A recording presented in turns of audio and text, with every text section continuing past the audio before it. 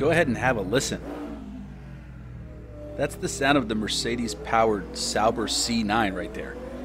The sim racing equivalent to a 3-inch cut tomahawk ribeye, black and blue. A little shout out to all my friends out there who work hard in the culinary industry. Welcome back to the 27. For the next few minutes, I'll be taking you back in time for a quick dash through the forested hills of Belgium, and also taking a look under the hood of the Sauber Mercedes C9 as well, showing you some telemetry that I gathered during this testing session. This was all done post-hotfix as well, so the information is as fresh as it could be. These laps were some of the first I had ever driven in an iconic Group C class car. Obviously, I knew about them. I was ready for it, I thought, and it quickly met my expectations. Besides the gorgeous sound, the Sauber, I thought, overall, was everything I heard it to be, from a car with over 700 horsepower and a twin turbo and somewhat rudimentary aero package. Extremely fast in a straight line and constantly reminding you that it could kill you if you put a pedal wrong. So how to describe driving the Sauber? It was kind of like carrying a plastic bag with a sleeping badger in it. We're driving the default setup here, which I thought was honestly one of the best default setups I've come across in AMS2 by feel only. So if you're looking to do a quick race in this and you're worried that you're going to have an off, rest assured this car is ready for you to jump into. However, when I take the car out for the first time in a solo testing session, I always have like a little computer in the back of my mind that's trying to interpret what I'm feeling into setup adjustments on the fly. And throughout the course of the lap here at 1993 Spa, I was very, very much impressed by the feeling of the Sauber, especially under braking first and foremost, and the differential didn't seem to be that far off for me either. Those are two major hurdles to get past when first testing a car. The brakes were well balanced, with maybe a touch too much bite when trail braking.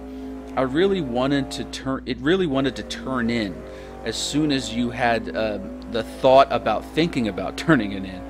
But the back end didn't really want to swing around all that much, which is a good thing. That may be because the rear tires look like they're about 5 feet wide apiece. I like to also look at the telemetry HUD. I drive when I'm testing with it on 90% of the time. The tire heat deltas between the fronts and the rears were excellent, which is a great indication of overall balance. But in a car with this much rear wheel loading due to the power, that could be a false positive. I could still feel a bit of understeer in places, particularly in high aero spots, so just a touch. There are setup adjustments that can mask an unbalanced car as well, which may or may not reveal itself initially. You really have to search for it when you're feeling the car when you're driving around the circuit. But there was not much to do with the Sauber. The car felt that nice. It was sort of unexpected. You think Group C, it's going to have a brutality to it. You could definitely sense it, but it also felt like a purpose-built race car, which it was. Believe it or not, having a stable platform is the goal for something like this. It's not designed to try to soil every driver's knickerbockers every chance it gets. But let's get into the data. So this is Racing Sim Tools. It's the software that I like to use. It's designed specifically for sim racing purposes. It's user-friendly. I love it. It helps me do all of my setups. We wanted to talk about brake bias first, and so we're looking at the handling tab under RST, and you can see these graphs. The first two are wheel slip graphs for the fronts and the rears. The third graph is wheel differential, which basically interprets the difference in slip between the rear tires, or I should say the drive wheel. And then finally, the last one is the input gauge, and these are good. This is a good marker to indicate, what you were doing during the course of a lap. So you can see the red is indicated by throttle, blue is braking. But let's focus in on brake bias. So when you're looking at these graphs, brake bias is the ratio between the front and the rear, obviously. And when you're looking at the data, this is going to be represented in wheel slip. Now, we all know that tires have max grip when there's 10% slip. If you didn't know that, go watch some of my previous videos. So 10% in the positive or negative on these graphs is generally where you want to be. Anything more than that, you're losing grip. You're kind of over the edge, so to speak. So brake bias, you're looking for a balance where it's favoring the front. And I've said this before in my previous tutorials. The reason being is because if you have a balance that's favoring the rear, you're going to snap oversteer on turn in. So when you're looking at these, you're looking at the percentages of wheel slip. And here it looks like, now there are peaks and valleys here, so you're going to have to try to find a nice little stable spot. But it looks like the percentages are favoring the front, which is good. The next thing is you're looking at the when the lockups occur. So you can see here, this is the start of the third lap, and my front right is locking up, which is normal on a right-hand turn. You're going to see extra wheel slip on the front right tire. But the thing that really concerns me here is that the rears are slipping as well. Now this could be due to the rotation, because we're at the hairpin here, if you see down here at the bottom right. This could be due to the rotation. So let's take a look at the other corners to see if that's the same. So it looks here like it's the percentages are favoring the front, which is good. And it looks like there's the fronts and the rears are, locking up at the same time, if not a little bit. It's favoring the rears just a little bit. So this graph would tell me that I'd be comfortable maybe moving the brake bias maybe a click forward and then see how it goes. And also, I was testing this solo. So when you're in traffic, this changes these things too. You want to have that controllability, because you never know when you're in traffic. When you're under braking, you might have to make an adjustment. You don't want the rears to be slipping more than the fronts under those circumstances. But right here, yeah, you look at the graph here and it says the rears are slipping close to 10%. They're braking grip, whereas the fronts have more grip to give. So if anything, I'd be moving the brake bias forward a little bit. Now, as far as the differentials are concerned, we're looking at the second, third, and fourth bars here. The second graph is the rear tire wheel slip. The third graph is the interpretation of the difference in wheel slip between the tires, and the fourth is the inputs, which is something like a reference point. It'll tell you if you're under throttle or off throttle or braking. So the difference between the left and right tire wheel slip is a good indication of your differential unlocking. Now, the thing that that's interesting about this is because you could be you'd be hitting a curb and your differential will unlock. So it might not be because your differential is because the track conditions or where you are on the track. But generally speaking, if you're over 10% wheel slip on either of the rear tires, that means one of your wheels is unlocking and spinning more than it need be. That increases tire wear, and is a sign that you could probably increase or decrease the power ramp angle of the clutch plate LSD. You want to keep this within 10% as much as possible. That really would be the goal here, and you can see that the Sauber is favoring around 15%, and it spikes in certain places. Now these spikes, they could be just rotation. That's the hairpin there. This could be curbs. I could be hitting a curb there, which I think I was on the way up leading to Pouhon. And then here, you're coming out of the campus section. Yeah, I think that was a little bit of curb nibbling there. And this is Stavelot. Yep, this is the right rear. I must have clipped the inside curb with the right rear there. So that would cause some extra wheel slip. But generally speaking, you can see that the Sauber is a little bit unlocky. I would lock up the Sauber here maybe a couple of clicks, see how it goes, like 5 degrees perhaps. When I'm braking or with off throttle, it doesn't appear that I have very much coast unlocking. It's all within 10%, generally speaking, in the braking phases. Right there. Okay, that's right on 10%. So the coast ramp looks like it's on point, to be honest. If anything, I would maybe open it just a little bit for rotation, but that would be driver preference. But I think it was actually just kind of perfect. The next thing we're going to look at is the stiffness distribution of the car. So it's called lateral stiffness distribution, but basically it's the ratio between the stiffness ARBs in the front and springs in the front, and ARBs in the back, springs in the back. Generally speaking, a stiffer car is going to, in the front, is going to understeer. A stiffer car in the rear is going to oversteer. So what you're looking for on this top graph here, this lateral stiffness percentage graph, is right around 55%. That's a rule of thumb for generally all racing cars. It looks like the Sauber here is favoring the oversteery nature, so I should say. So when we're entering the corner, it looks like it has a brief phase of understeer. And then when you're off throttle, it's kind of neutral. And then when you get on the throttle again, it's jumping back and forth. Yeah, it's favoring oversteer a little bit on the on throttle, which means that the rear ARBs may be a little bit stiff. So yeah, here, decreasing speed, you can tell by the graph. I'm decreasing speed. It's a little bit oversteery, or I'm sorry, understeery.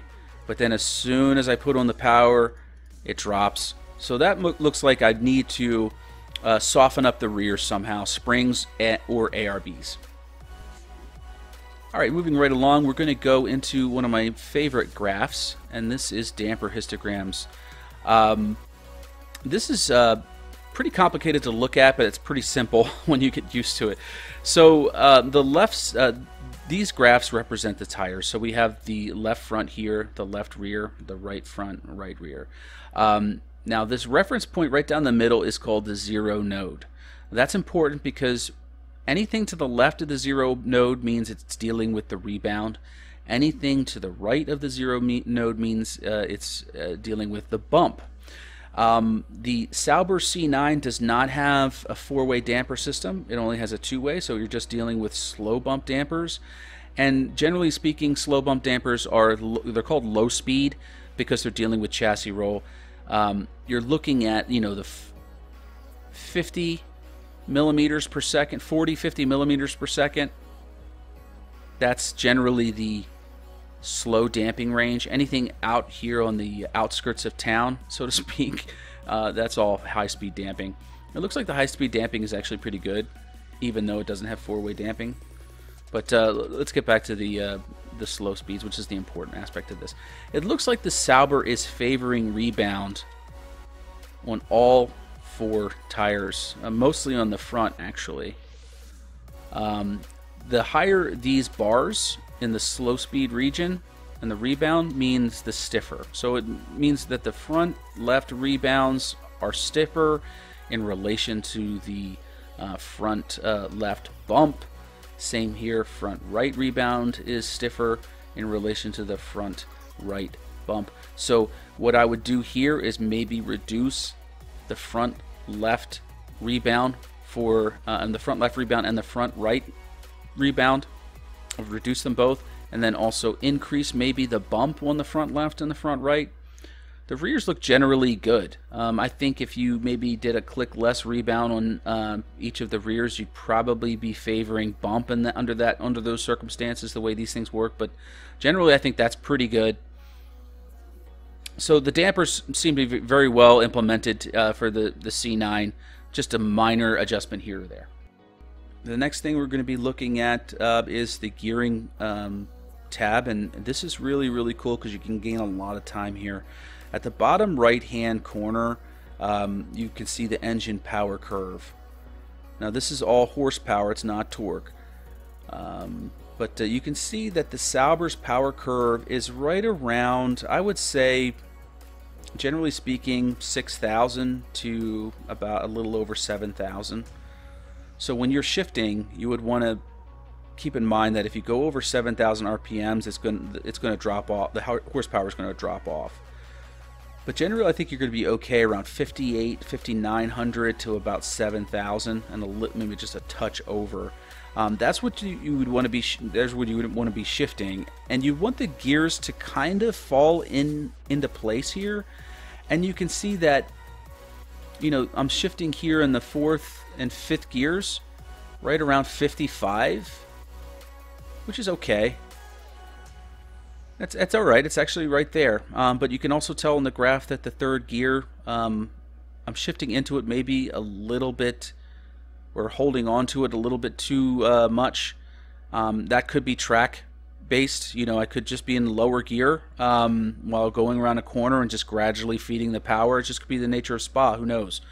But I felt that the Sauber's gearing was really, really well done. I had no complaints. It had really great top speed. Maybe, if you're interested, maybe you would shorten the 3rd gear and see how it goes. If you feel that it's jumping, it's too much, then you just move it right back to where it is. But I think you're just fine with the gearing here. All right, moving along, the next tab is the Aero tab. This is really cool stuff here. You're looking at the ride height and downforce for the Sauber. Down here on the 3rd graph, that's the rake. So you can see that the Sauber is actually squatting at the end of Kemmel Straight. Now that's not a good thing. That means the rear is lower than the front by about 10 millimeters, which is 1 centimeter. Not much, but you know, if you're anal retentive like me, you would want that to be around the 0 line, which is where it should be.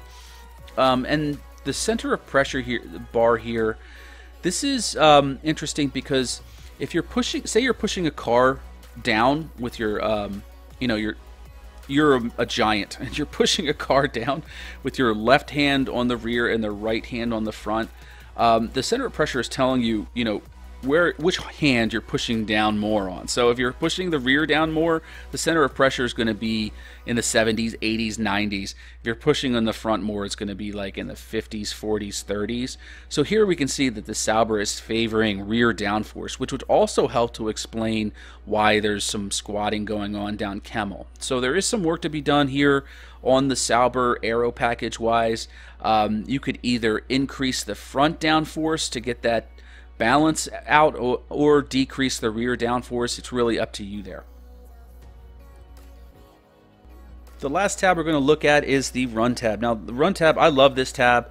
This is the one that really helps me set my cambers and pressure some of the time when I don't really feel like concentrating too much. I'm going to be looking at the 3rd lap. This is an average camber. So you can see that the temperature gradient here on the blue and red, that's the fronts, and you see that the gradient is about 3 degrees Celsius. You would want that to be about 5 to 7 degrees. So I might want to increase the camber on the fronts of the Sauber. And the rear cambers, the rear right is 1.5, the gradient is 1.5 I should say, and the rear left is less than 1C. I would like to see those around 2 to 3C with a car like this. So that's how you would make your camber adjustments. A little bit more on the front if you can. I'm not even maybe sure like a setup option. Down here it looks like, now this is where the RST really helps with setting your tire pressures and getting that perfect contact patch. Here it looks like they're all under pressured. So here I think I'd be clicking the fronts maybe 3 to 5 clicks more, and then the rears, you know, about 3 clicks more. See how that goes. I think after that adjustment, they're very close to be honest, but I think after that adjustment, you'd be perfect as far as the temperature gradient and contact patch. So yeah, that's it. That's a bullet point overview of the Sauber C9 at Spa 1993 using RST telemetry software to help. I should say that most of the time you can feel and interpret this and see things from the telemetry HUD and do most of this work yourself. You don't need telemetry. What telemetry does allow you to do is it keeps tracking that data in the background. When you're focusing on brake bias, it's also keeping gearing data. When you're focusing on tire pressures, it's keeping differential data for you. So when you go back into the telemetry, you can get a comprehensive package, interpret it all as a whole, and make minute adjustments here and there in one sitting, as opposed to doing a 3-lap session just for brakes and then a 3-lap session just for tire pressures. You could do multiple things. It's really helpful, but I have to stress, you come first. You're more important than the telemetry, and the telemetry is not going to tell you what changes to make. That's up to you. And driver feel is the most important thing. Overall, I give the Sauber very high marks with regards to default setups. It's the best default setup I've come across. Now, obviously, we went through the telemetry, we fine-tuned it, and there is room to grow with it. So keep that in mind. If you're interested to see what the Porsche's telemetry looks like, check out that video. With regards to the Porsche versus the Sauber is going to win. It's a faster car, and that's because of the setup and also because of the car itself. It's just simply a laser beam in a straight line. It's a freight train. It can't be stopped. So if you're going to be jumping into multiplayer and you want to be competitive, jump into the Sauber. Like I mentioned before, next week I'm going to be doing a full telemetry breakdown with the M1 Pro car. I'm going to be explaining a lot of the different tabs, going in a little bit more finer details. If you have any questions, feel free to leave a comment. Also, you can join my Discord channel. There's a lot of people that like setups there already. Come join us, ask questions, get involved. Thanks for watching. Take care.